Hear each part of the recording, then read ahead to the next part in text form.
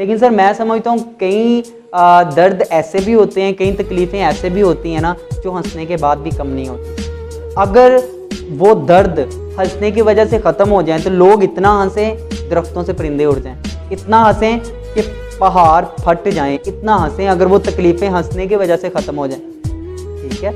लेकिन सर कहीं फिर ऐसे भी गम आ जाते हैं ज़िंदगी में, ठीक है, जो बांटने से भी गम नहीं होते। कहीं सर ऐसे भी गम आ जाते हैं कि जो वक्त की शिद्दत के बाद भी कम नहीं होते, ठीक है, या वक्त गुजरने के साथ इंसान और टूट जाता है, ठीक है। तो आज के दौर में सर इन चीज़ों के लिए, इन मसलों के लिए सर मैं समझता हूँ कि जो एक गिफ्टेड चीज़ है वो साइकोलॉजी है, और एक गिफ्टेड बंदा जो है वो साइकोलॉजिस्ट है, जिसको हम माहिर नफ्सियात कहते हैं। और मैं अल्लाह का शुक्र अदा करता हूँ कि मैं उनमें से एक हूँ। और आज मैं इस चीज़ का भी आंसर आपको जो दे दूँ, जो आप पीछे पूछ रहे थे सेशन में कि सर इतने खुश कैसे रहते हैं आप, अक्सर पूछा जाता है कि यार तुम इतने खुश क्यों हो, ठीक है।